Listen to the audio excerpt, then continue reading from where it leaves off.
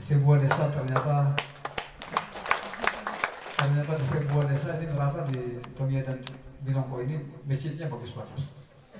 Jadi ini juga sebagai bukti bahwa kita sebagai Muslim tentu bukan hanya dalam KTP kita dan tentu bukan hanya pengakuan pada identitas pribadi kita, tetapi ini sebagai wujud bahwa kita tetap sebagai Muslim yang lahir batin mengabdikan diri kita pada ibadah dan sesuai dengan keyakinan kita sebagai seorang Muslim. Bapak-Ibu sekalian yang saya hormati, pertama-tama saya menyampaikan permohonan maaf kami.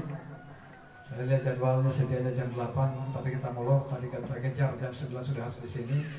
Akan tetapi karena ada kendala, bukan sebenarnya kendala, hanya karena tadi kami di antara Kalijopa dan Tomia ini, kami menikmati suasana yang luar biasa yang memang sepertinya juga para kabar dan para di sini senang juga menikmati atraksi lumba-lumba yang hampir setengah jam Pak kami di sana. Ya, lumba-lumba kita putar-putar sampai kalau saya tadi bawa kapal bawa speed itu dari Banyuwangi sampai sini. Saya hanya memperhatikan lumba-lumba sampai saya bilang sama teman-teman, Pulau Tomia itu di mana sekarang? Nah kita sudah 3 kali putar, saya bingung untuk Pulau Tomia yang mana, jangan sampai kita kembali ke Banjir. Ya, tapi luar biasa itulah alam kita di Kabupaten Wakatobi, Bapak-Ibu sekalian. Bahwa keberadaan lumba-lumba juga ini adalah sebagai bukti bahwa laut kita dalam keadaan sehat dan bersih, hingga berbagai makhluk Allah Subhanahu wa Ta'ala yang ada di laut masih tetap eksis dan tetap berada di Kabupaten Wakatobi untuk menjadi kebanggaan kita dan menjadi daya tarik terutama para wisatawan kita di Kabupaten Wakatobi. Bapak-Ibu sekalian, sebelum saya menyampaikan beberapa hal, saya perlu menyampaikan satu hal yang penting, dan saya memohon doa kita pada kesempatan ini seluruh masyarakat, para tokoh, bahwa saat ini kita progres terus dalam bentuk rapat-rapat koordinasi baik di lingkup pemerintah Kabupaten Wakatobi dalam kepanitiaan yang telah kita bentuk maupun juga dengan provinsi dan pihak kementerian di pusat sana terkait dengan rencana kedatangan Bapak Presiden yang dijadwalkan tanggal 9 Maret 2022. Kalau kita hitung kurang lebih sebulan lagi lah ya. Sebulan lagi karena bulan ini hanya sampai tanggal 27. 28 sorry. Tinggal sebulan lagi. Saya mohon doanya mudah-mudahan tidak ada sesuatu yang membuat Pak Presiden membatalkan atau menunda kedatangan beliau. Karena ini sangat penting bagi kita semua. Dan kita tahu dan kita yakini bahwa kedatangan beliau, orang nomor 1 di Republik Indonesia ini, akan membawa rahmat dan berkah yang luar biasa kepada Kabupaten Wakatobi. Amin. Karena sekali lagi mohon doanya dari kita semua, terutama para Sarah, hukum, mohon saya berharap sekali dengan sujud-sujud terakhir terutama sertakanlah doa supaya Bapak Presiden diberikan kesempatan untuk datang ke Kabupaten Wakatobi. Dan untuk itu juga dalam kesempatan ini saya perlu menyampaikan bahwa kalau kita melihat berita-berita di televisi saat ini, dia sangat banyak dihiasi dengan perkembangan varian baru COVID-19 yaitu Omicron. Oleh karena itu, mari kita senantiasa tetap waspada. Dan tentu saja obat yang paling menjarak untuk kita tidak dijangkiti atau tidak ditulari adalah penerapan protokol kesehatan secara baik, secara disiplin dalam kegiatan kita sehari-hari dimanapun kita berada. Kemudian Bapak-Ibu sekalian, saya juga perlu menyampaikan perkembangan terakhir dalam upaya kita untuk mempercepat KSPM Kabupaten Wakatobi. Bahwa kalau kita dulu mendengarkan BOP itu pusatnya hanya di Banyuwangi dan Kalijopa, maka kami dengan seluruh jajaran pemerintah daerah, terutama Pak Kadis Pariwisata, kami bernegosiasi dengan pihak Kementerian Koordinator Maritim dan Investasi Republik Indonesia agar semua lokasi-lokasi yang ada di pulau-pulau, terutama pulau-pulau utama Tomia Binongko di Kabupaten Wakatobi ini juga bisa ditinjau. Dan alhamdulillah setelah kita bersama-sama dengan tim dari Menko Marves, saat itu ada asisten deputi bidang perbekalan pariwisata Menko Marves, kemudian juga ada staf ahli menteri Luhut Binsar Panjaitan datang ke Wakatobi sampai Binongko, maka sangat tertarik dengan beberapa spot yang ada di Tomia dan Binongko. Nah, untuk Tomia, Bapak Ibu sekalian, ada 3 tempat yang telah kita usulkan dan telah kita finalisasi semua persyaratan-persyaratan yang dibutuhkan oleh kementerian untuk mudah-mudahan sedikit cepat bisa ditetapkan sebagai lokasi KSPN dan mudah-mudahan juga Perpresnya bisa ditantangkan lebih cepat, yaitu adalah di DT sini, Pantai Kampak,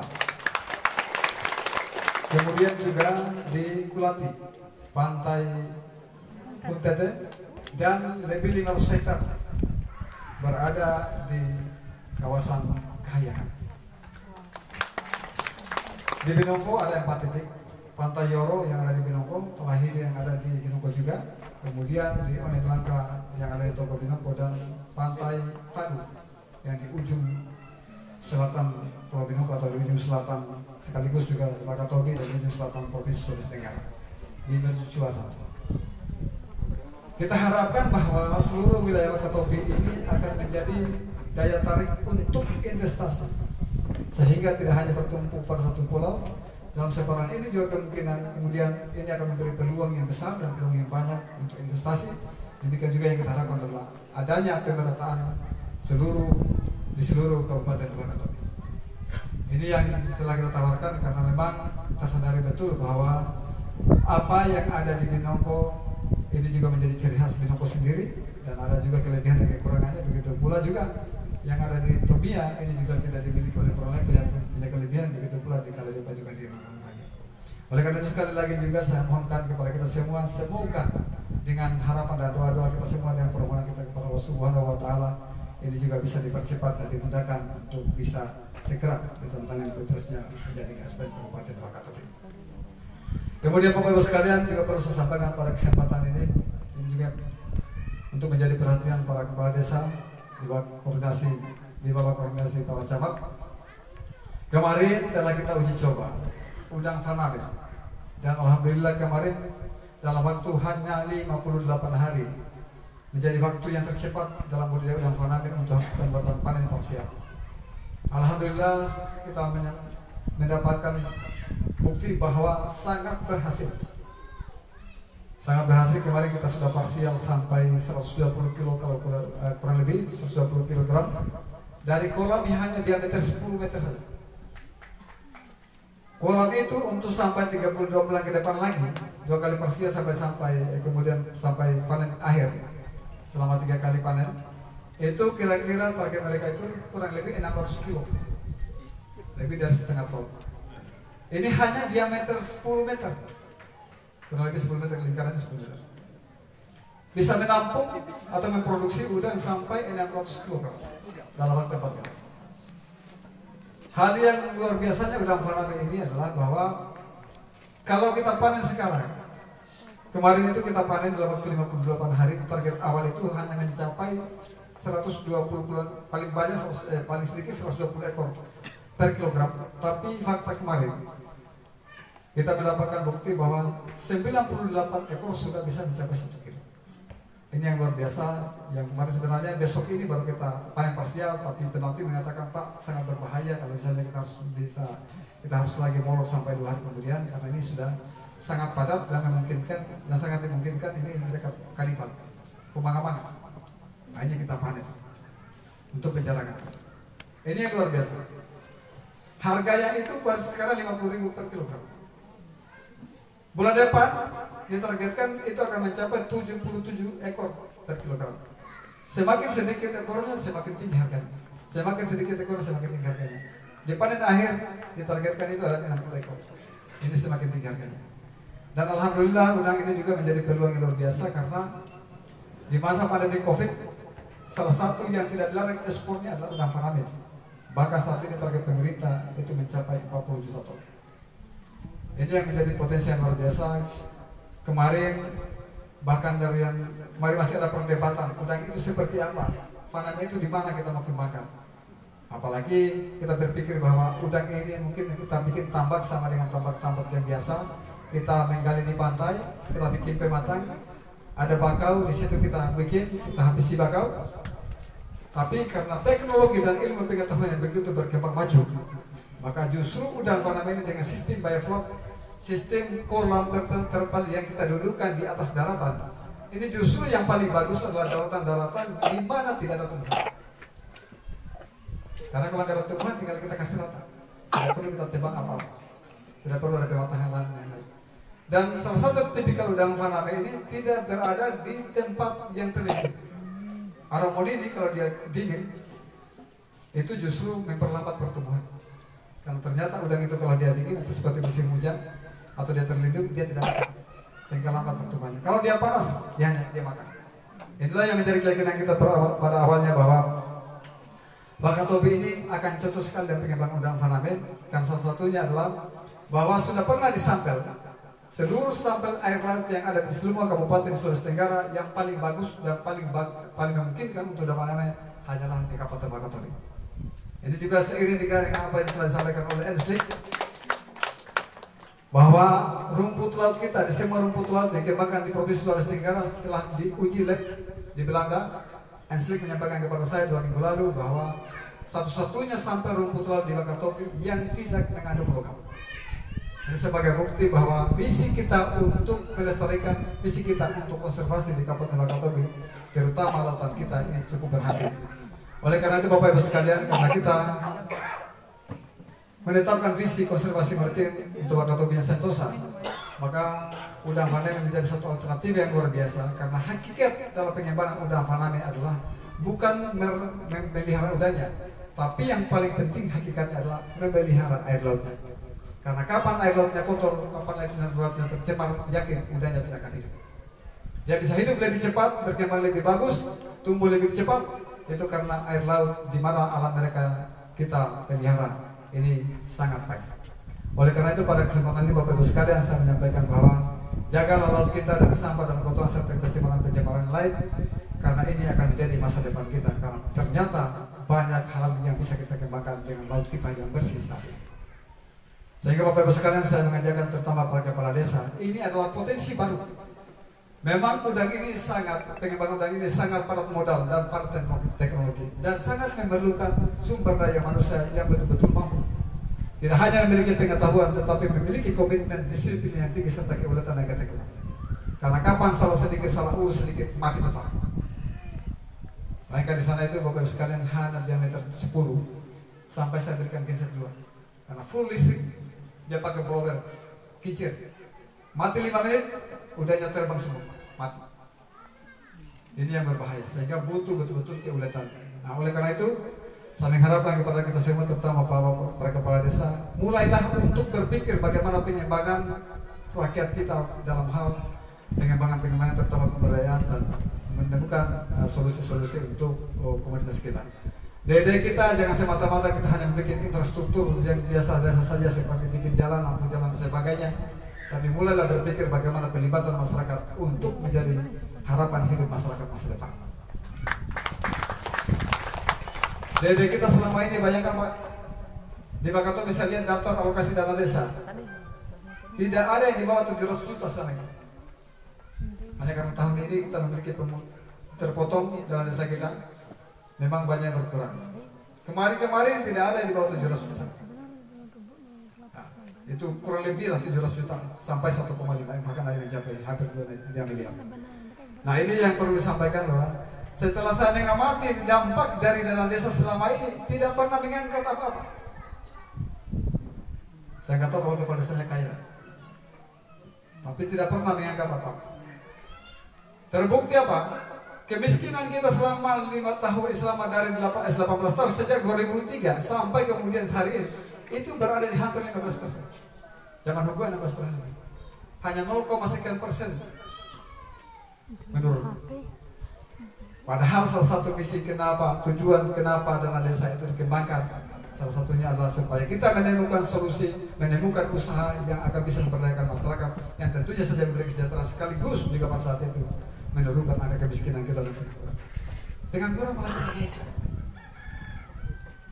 Kalau angka 14% kemarin saya nggak yakin semua daerah pada saat COVID turun semua, pertumbuhan kita nol, malah minus, masa kita kemiskinan turun. Tidak mungkin apa. Karena itu sangat pertumbuhan saja tinggi, belum tentu akan miskin, belum tentu akan diikuti dengan penurunan kemiskinan. Karena masih ada satu faktor, yaitu faktor keberatan. Oleh karena itu Bapak Ibu sekalian mulai berkoordinasi lebih baik. Nanti akan ada rakor-rakor koordinasi untuk kita bimbing agar ini bisa, harapan saya bahwa tahun ini minimal ada 2 kolam, ada 2 hektar yang akan kita kembangkan. Dananya tidak sedikit, kurang lebih 3 miliar 1 hektar. Tapi kita akan coba karena return on investment-nya, pengembalian modalnya itu hanya dalam 5 kali siklus, kurang lebih 2 tahun. Kembali. Saya hanya memberikan bayangan. Dengan situasi yang ada di Wakatobi saat ini seperti kemarin, keuntungan bersih itu kurang lebih 40%. 25 kolam dalam 1 hektar yang berdiameter 16 meter itu kurang lebih bisa memproduksi sampai 40 ton dalam 1 siklus. 4 bulan 40 ton. Kita bisa kali rata-rata 40 ton kali 50.000 di angka 2 miliar selama 4 bulan. Nah, 2,5 miliar ini kalau kita patungan pemerintah desa fokus, saya sangat yakin 5 desa saja sudah bisa untuk menjadi usaha bersama. Libatkan seluruh masyarakat desa. Tahun depannya kita bikin lagi 1 hektar, 1 hektar. Karena sangat saya yakin bahwa kalau hanya untuk mencari 1 hektar di desa-desa di Wakatobi, apalagi di pesisir, itu tidak terlalu susah. Tadi saya sudah sampaikan ke teman-teman, Pak Sam juga saya sampaikan, Marango ini khususnya untuk yang menjadi lahan later, saya akan berkoordinasi dengan Dinas Perhubungan karena kalau saya nggak salah kemarin ini sudah diserahkan ke daerah menjadi milik pemerintah Kabupaten Wakatobi. Ini saya akan uji coba lahan yang tidak dipakai itu. Ini untuk tahun depan mudah-mudahan bisa 1 hektar kita kembangkan di sini. Sebagai contoh, supaya juga kepala desa atau bahkan pengusaha, ini ada Pak Haji dari Flores, mana beliau? Nah, mudah-mudahan jangan hanya fokus untuk mengembangkan Flores, toko Tobi sudah bagus dan apa, mari kita kembangkan lagi daerah kita supaya ada menjadi kehidupan masyarakat. Kita akan coba di sini, karena rupanya saya yakin sekali di Wakatobi kalau tidak diberi contoh orang tidak ada yang lain. Alhamdulillah kemarin milenial kita sudah memberikan motivasi dan kemarin juga sudah disampaikan bahwa Pak sudah banyak orang yang teman-teman kita yang menawarkan lokasi, tinggal bagaimana Pemda membangunkan. Nah ini akan kita kerjasamakan. Memang ini juga kita menjadi kendala kita di Kabupaten Wakatobi, belum ada perumda kita, belum ada perusahaan daerah kita. Ini salah lagi pacu betul ke bawah hukum supaya ini bisa mempersiapkan rancangan perda kita untuk perumda. Nah ini yang akan menjadi awal pengembangan kewirausahaan di Kabupaten Wakatobi yang akan dikemandoi oleh perumda dan tentu saja bekerja sama mudah-mudahan dengan pemerintah desa melalui badan-badan usaha milik desa atau bumdes desa. Ini menjadi cikal bakal Bapak Ibu sekalian. Saya hanya menyampaikan bahwa sekali lagi ini alternatif. Perikanan tangkap sudah kita jalankan, mudah-mudahan juga lewat pemberdayaan kita juga dengan pengurusan yang, karena kita sekarang juga lagi memprogres pembangunan SBPT Numana, Sentra Bisik Perikanan Terpadu Numana. Tahun ini, awal tahun ini kita coba kejut supaya andalnya bisa selesai untuk kita bisa timbul dan kita matangkan serta kita bangun sarana prasarana stories ABF dan pabrik es untuk menjadi pendaratan ikan tangkap kita di Kabupaten Wakatobi. Tentu juga rumput laut yang terkembangkan baik. Ini juga kita konsentrasi, demikian juga dengan berbagai pihak yang menjadi pendamping NGO dan kementerian terkait. Ini juga kita tetap progres supaya pengembangan dan pendampingan ini tetap berjalan secara baik. Bapak Ibu sekalian yang saya hormati, ada juga hal yang menarik pada rapat kemarin, pada panen parsial kemarin. 120 kilo itu kemarin hampir 20 juta uang yang terkumpul. Alhamdulillah udah panennya hampir 20 juta. Maka tadi setelah disampaikan mudah-mudahan yang terketuk hatinya pada hari ini, saya juga berpikir bahwa seadanya saja hari ini kita bisa lelang siapa kira-kira menyelesaikan 80 juta. Maka saya mulai dari saya sendiri bahwa saya sumbang 5 juta untuk ini. Siapa tahu ada yang mengikuti saya, Pak. Siapa lagi yang katakan sampai kita selesaikan terbuka aja. Siapa tahu? Panada berapa? 2 juta, Panada sudah 7 juta. Siapa lagi? Pak Kadis Koperasi 2 juta. Ditulis, Pak. Pak Camat 3 juta Pak Camat. Wah, sudah 12 juta. 5 juta, 17 juta. Siapa lagi? Pak Tamri berapa? Ya? 5 juta. 2 juta. Kapal Kesar berapa? 1 juta kapal baru. Ya, Pak Haji Najib. Ya? 1 juta juga. Itu jangan lupa tulis nama saya Pak. Ya, siapa lagi rombongan ya? Ya, Ibu. Berapa juta? 1 juta. Ada lagi? Ya khusus rombongan saya, Pak. Kalau bukan rombongan saya nanti menghubungi panitia message saja. Itu sudah berapa, Pak ini? Pak? Apa tidak kurang, Pak? Dari hitung-hitungan saya sudah lebih 30, Pak.